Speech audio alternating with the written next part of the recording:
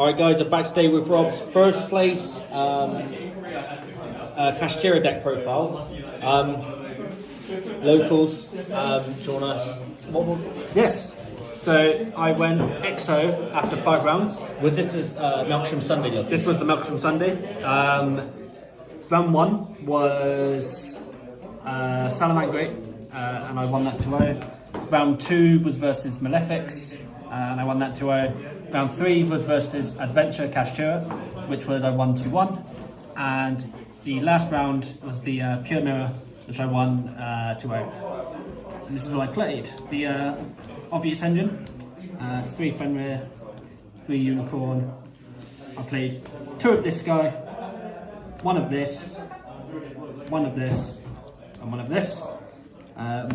That's my main deck engine. It's all the monsters. This is non-engine hand traps. Nibiru is absolutely crazy, main deck it in absolutely everything, no excuses.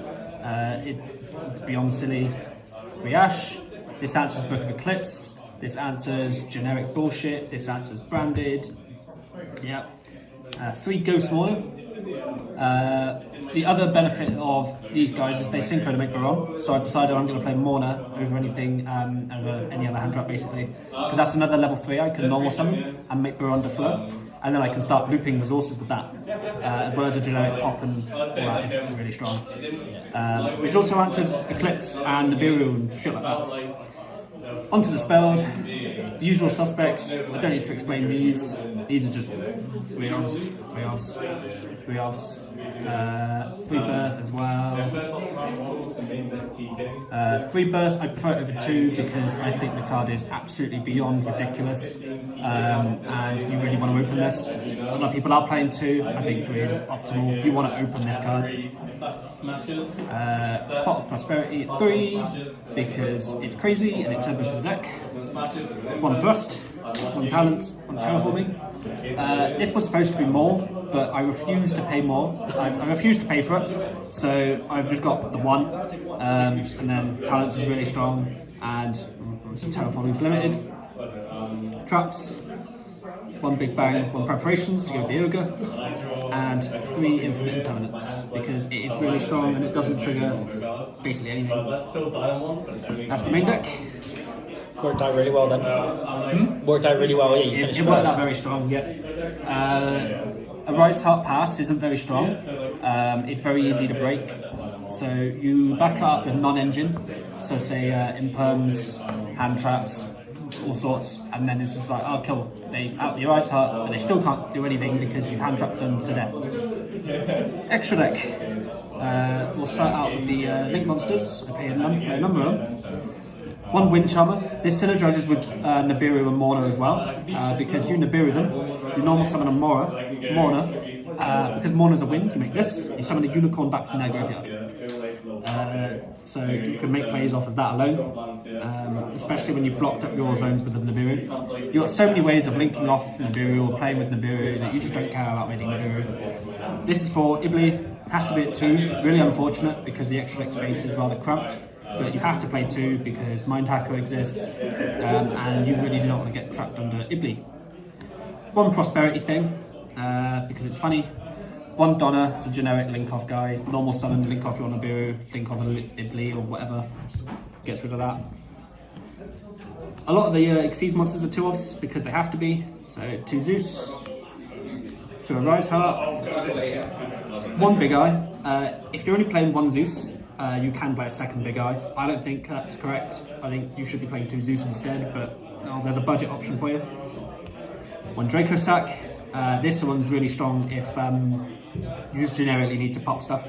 And it also synergizes with Morna as well, because it's a wind. 2 Kashtira Shangiera.